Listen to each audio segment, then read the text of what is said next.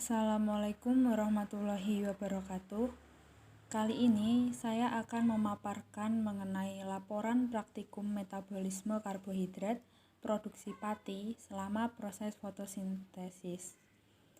Laporan praktikum ini disusun guna memenuhi tugas praktikum biokimia dengan dosen pengampu Ibu Hanifah Setiawati. Laporan praktikum ini disusun oleh saya, Muflihatun Nalil Muna, NIM 1908076062 dari kelas pendidikan kimia 5C. Tujuan dari praktikum ini yaitu memahami metabolisme karbohidrat pada proses fotosintesis. Lalu apa sih dasar teori dari praktikum kali ini? Dasar teorinya yaitu fotosintesis merupakan suatu proses biokimia yang membentuk produk karbohidrat dari bahan anorganik yang dilakukan oleh tumbuhan, terutama yang memiliki klorofil. Klorofil adalah pigmen hijau fotosintesis yang terdapat dalam tanaman algae dan cyanobacteria. Nama klorofil sendiri ini berasal dari bahasa Yunani kuno, yang mana koloros atau green yang berarti hijau dan pilon yaitu leaf atau daun. Fungsi dari klorofil pada tanaman ini yaitu menyerap energi dari sinar matahari untuk digunakan dalam proses fotosintesis. Fotosintesis ini juga dapat dikatakan sebagai suatu proses biokimia di mana tanaman mensintesis karbohidrat, gula menjadi pati dari gas karbon dioksida dan air dengan bantuan sinar matahari. Metabolisme merupakan reaksi-reaksi kimia yang terjadi di dalam sel. Reaksi kimia ini akan mengubah suatu zat menjadi zat lain. Metabolisme sendiri terdiri atas dua proses, yaitu proses anabolisme dan juga proses katabolisme. Anabolisme adalah proses-proses penyusunan energi kimia melalui sintesis senyawa-senyawa organik. Sedangkan katabolisme merupakan proses penguraian dan pembebasan energi dari senyawa-senyawa organik melalui proses respirasi. Semua reaksi tersebut dikatalisis oleh enzim baik oleh reaksi yang sederhana maupun reaksi yang rumit. Pada proses metabolisme ini pasti selalu melibatkan suatu proses transpirasi di mana mekanisme pembentukan karbohidrat ini melibatkan penguapan atau hilangnya kadar air pada sistem. Transpirasi berlangsung melalui stomata tumbuhan dan berguna untuk mempercepat reaksi. Selain itu, proses pembentukan karbohidrat pada metabolisme juga melibatkan enzim yang berguna sebagai katalis. Fotosintesis ini merupakan suatu proses yang hanya terjadi pada tumbuhan yang berklorofil atau tumbuhan yang memiliki pigmen warna hijau dan bakteri fotosintetik, di mana energi matahari di sini dalam bentuk foton ditangkap dan diubah menjadi energi kimia yang berupa ATP dan NADPH. Energi kimia ini akan digunakan untuk fotosintesa karbohidrat dari air dan karbon dioksida. Jadi, seluruh molekul organik lainnya dari tanaman disintesa dari energi dan adanya organisme hidup lainnya tergantung pada kemampuan tumbuhan atau bakteri fotosintetik untuk berfotosintesis. Produk akhir fotosintesis ini tergantung pada spesies tumbuhannya. Namun, pada umumnya daun menyimpan karbohidrat dalam bentuk pati. Cahaya tampak merupakan syarat penting bagi proses fotosintesis. Sehingga tanpa adanya cahaya matahari, maka tidak akan ada zat pati atau amilum yang disintesis. Mekanisme pembentukan produk karbohidrat menggunakan komposisi klorofil. Nah, 3 fungsi utama dari klorofil dalam proses fotosintesis yaitu yang pertama, memanfaatkan energi matahari, kemudian memicu fiksasi CO2 untuk menghasilkan karbohidrat, dan menyediakan energi bagi ekosistem secara keseluruhan. Karbohidrat yang dihasilkan dalam fotosintesis ini diubah menjadi protein, lemak, asam nukleat, dan molekul organik lainnya. Klorofil menyerap cahaya yang berupa radiasi elektromagnetik pada spektrum kasat mata atau visible. Cahaya matahari ini mengandung semua warna spektrum kasat mata dari merah sampai violet, tetapi Tidak semua panjang gelombang diserap dengan baik oleh klorofil. Klorofil dapat menampung cahaya yang diserap oleh pigmen lainnya melalui fotosintesis, sehingga klorofil disebut sebagai pigmen pusat reaksi fotosintesis. Nah, ini merupakan persamaan reaksi fotosintesis, di mana karbon dioksida dan air di sini dibantu oleh cahaya dan klorofil akan menghasilkan glukosa atau C6H12O6 dan juga oksigen. Pada reaksi fotosintesis ini dapat diartikan bahwa 6 molekul karbon dioksida dan 6 molekul air bereaksi dengan bantuan energi cahaya matahari untuk diubah menjadi 1 molekul glukosa dan 6 molekul oksigen. Glukosa merupakan molekul yang dibentuk sebagai hasil dari proses fotosintesis yang di dalamnya tersimpan hasil konversi energi cahaya matahari dalam bentuk ikatan-ikatan kimia penyusun molekul tersebut. Glukosa merupakan senyawa karbon yang nantinya akan digunakan bersama elemen-elemen lain di dalam sel untuk membentuk senyawa kimia lain yang sangat penting bagi organisme tersebut, seperti DNA, protein, gula, dan juga lemak. Jika tahap pertama dari proses fotosintesis merupakan reaksi terang, maka tahap kedua dari proses fotosintesis ini merupakan reaksi gelap yang tidak memerlukan cahaya. Tahap ini melibatkan NADPH dan juga ATP sebagai hasil dari reaksi terang, yaitu menggunakan karbon dioksida dan menghasilkan karbohidrat. Nah, pada tahun 1860, Sachs membuktikan bahwa fotosintesis menghasilkan amilum. Dalam percobaannya tersebut, ia menggunakan daun segar yang sebagian dibungkus dengan kertas timah, kemudian daun tersebut direbus, dimasukkan ke dalam alkohol, dan juga ditetesi dengan iodium.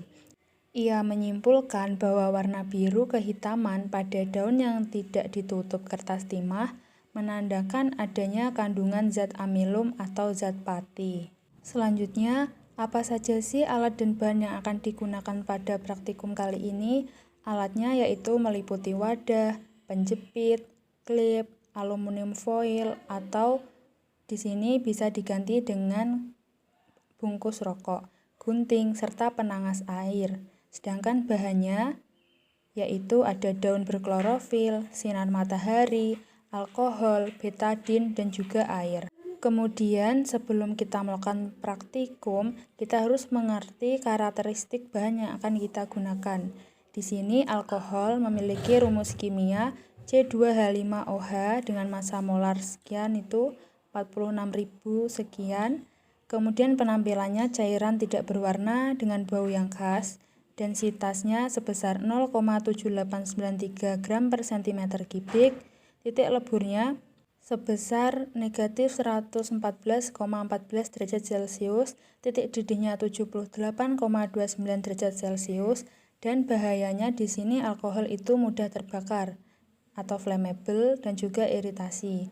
Kemudian iodin. Iodin memiliki rumus molekul I2 dengan titik leburnya 386,85 Kelvin, titik didihnya 457,4 Kelvin. Dan kepadatan 4,933 gram per cm kubik. Kemudian air, nama alternatif aqua, dihidrogen monoksida, hidrogen hidroksida.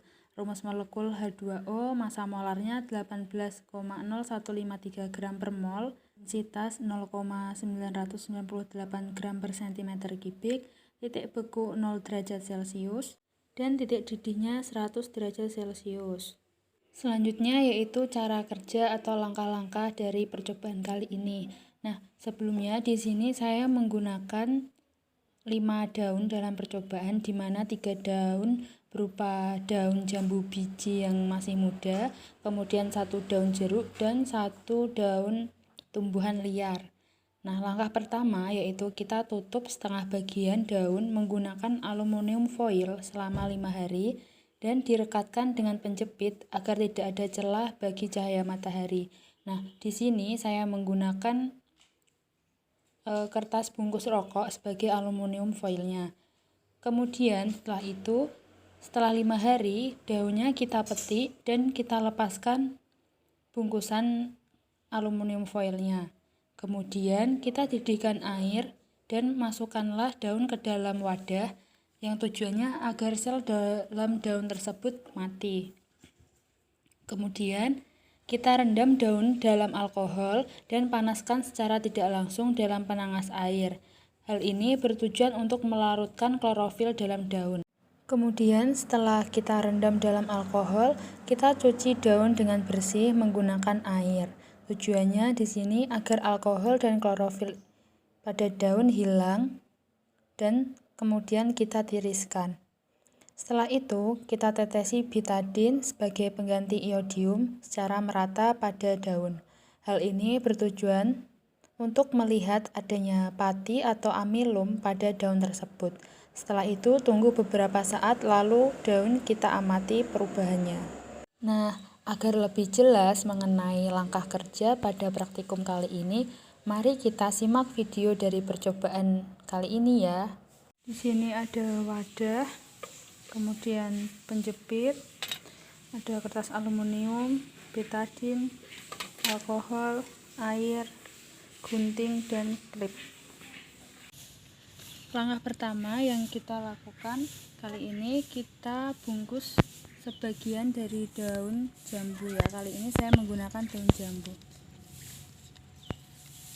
Diusahakan dalam membungkus daun ini itu kita tutup dengan sangat rapat agar cahaya matahari benar-benar tidak masuk ke dalam daun.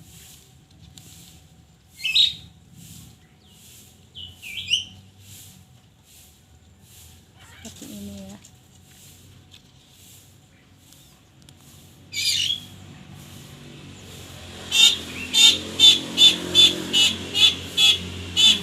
Kira-kira seperti ini.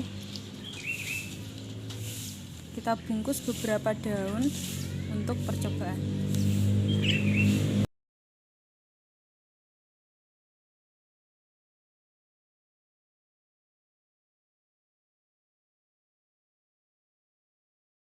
Setelah 5 hari kita petik dan kita buka dari kertas aluminium foil. Di sini saya menggunakan kertas rokok ya.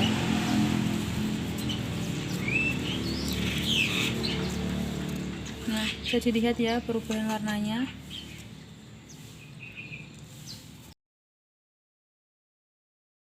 Kita siapkan air untuk merebus. Kemudian kita masukkan daun yang akan kita rebus. Tujuannya di sini agar sel daun mati.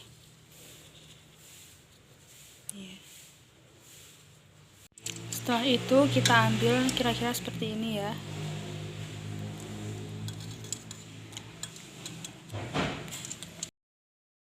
Setelah itu kita rendam di dalam alkohol dan kita panaskan secara tidak langsung seperti ini ya.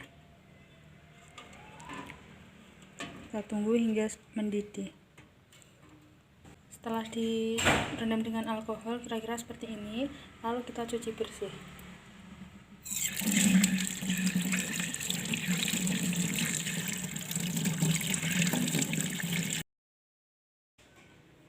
Setelah itu kita tetesi dengan betadine untuk mengetahui perubahan warnanya.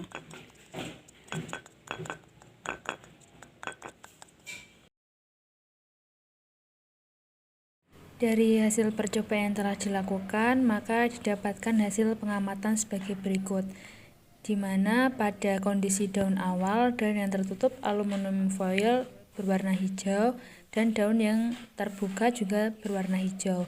Kemudian pada percobaan dilakukan 1 kali ekstraksi dengan alkohol. Kemudian untuk warna pelarut pada daun yang tertutup aluminium foil, semula warna pelarutnya berwarna bening, kemudian berwarna hijau. Setelah itu pada daun yang terbuka, semula juga berwarna bening lalu berwarna hijau.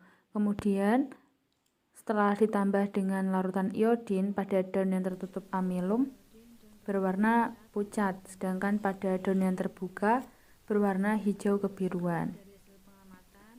Nah, hasil dari pengamatan tersebut dapat Disimpulkan bahwa daun yang tertutup aluminium foil berwarna pucat, di mana hal ini menandakan tidak adanya kandungan pati atau kandungan amilum. Sedangkan pada daun yang terbuka atau tidak tertutup aluminium foil berwarna hijau kebiruan, yang mana hal ini menandakan adanya kandungan pati atau amilum pada bagian daun tersebut. Selanjutnya yaitu pembahasan pada percobaan metabolisme karbohidrat produksi pati selama proses fotosintesis ini bertujuan untuk memahami metabolisme karbohidrat pada proses fotosintesis.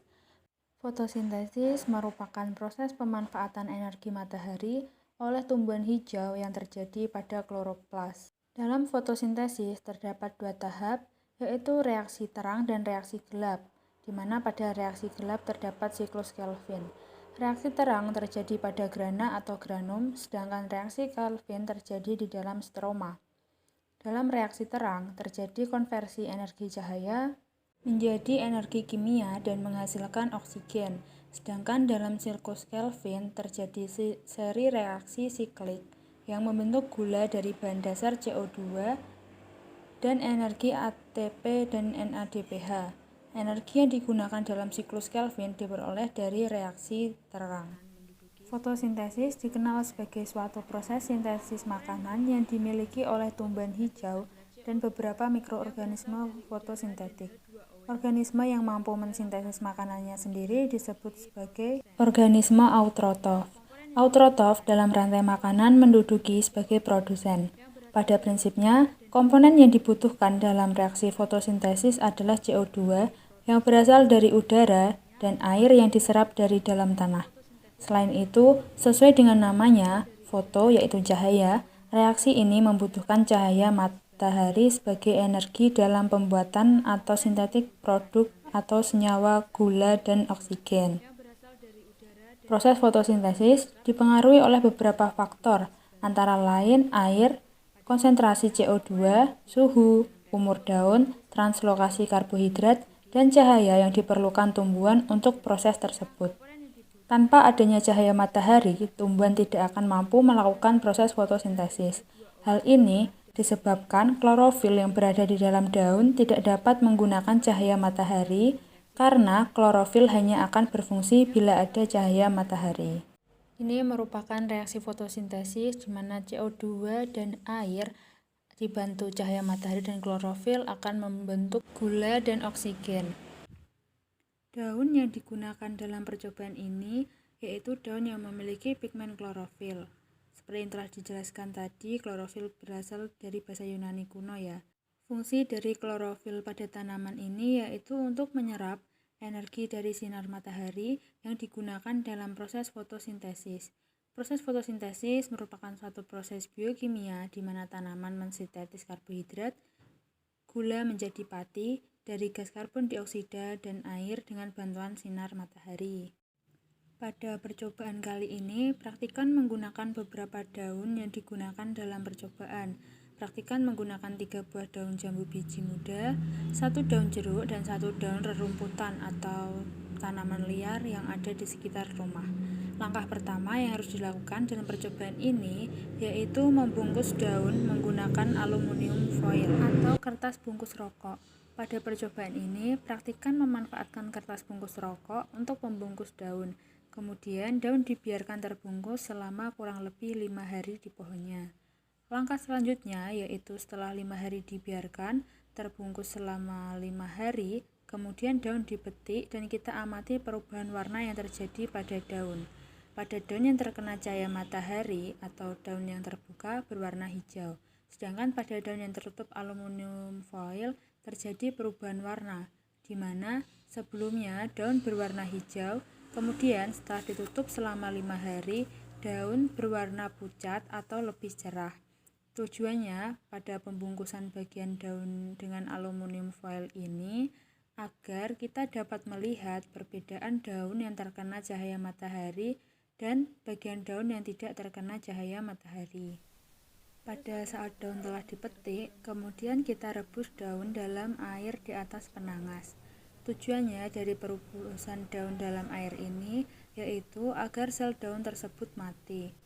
Perubahan warna yang terjadi pada daun setelah perebusan dalam air ini, daun berwarna pudar dari sebelumnya dan juga layu. Sedangkan air rebusannya yang semula berwarna putih atau bening berubah warna menjadi hijau. Pada percobaan ini, setelah daun direbus dengan air, daun juga direndam atau dipanaskan dalam alkohol. Akan tetapi, pemanasan menggunakan alkohol ini dilakukan secara tidak langsung. Perebusan secara tidak langsung ini bertujuan agar alkohol tidak langsung bereaksi dengan api. Hal ini dikarenakan sifat alkohol yang mudah terbakar. Tujuan direndamnya daun dalam alkohol ini yaitu untuk melarutkan klorofil yang ada dalam daun. Perendaman dalam alkohol ini dilakukan sebanyak 1 kali. Pelarut alkohol yang semula berwarna bening ketika proses ini berubah warna menjadi hijau. Proses selanjutnya yang dilakukan setelah perendaman dengan alkohol yaitu pencucian daun menggunakan air dengan bersih. Tujuan perlunya pencucian daun ini yaitu agar membersihkan alkohol serta klorofil pada daun tersebut. Setelah daun dicuci, kemudian ditiriskan. Ketika daun sudah dalam keadaan bersih dan kering, langkah yang perlu dilakukan selanjutnya yaitu dilakukan dengan cara menambahkan larutan iodin. Di sini praktikan menggunakan betadin. Tujuan dari pemberian iod pada daun ini yaitu untuk menguji adanya kandungan pati atau amilum pada daun yang diperlakukan dengan berbeda tersebut. Setelah dilakukan percobaan, didapatkan hasil bahwa daun yang tertutup aluminium foil berwarna pucat, sedangkan untuk daun yang tidak tertutup aluminium foil atau dibiarkan secara terbuka berwarna hijau kebiruan. Hal ini menandakan bahwa pada daun yang tertutup tidak mengandung pati atau amilum, sehingga pada percobaan ini pengaruh cahaya matahari sangat diperlukan pada proses fotosintesis. Nah, ini merupakan reaksi yang terjadi antara iodin dan amilum. Jadi, hal ini sesuai dengan teori yang ada bahwa daun yang tertutup atau tidak terkena cahaya matahari tidak dapat berfotosintesis. Sehingga ketika ditetesi iodin tidak menunjukkan perubahan warna menjadi biru.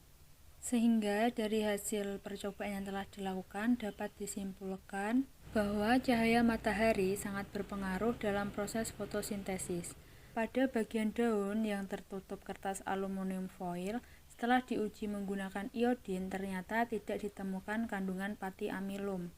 Sedangkan bagian daun yang tidak tertutup kertas aluminium foil atau terkena cahaya matahari setelah diuji ternyata terdapat kandungan zat pati atau amilum.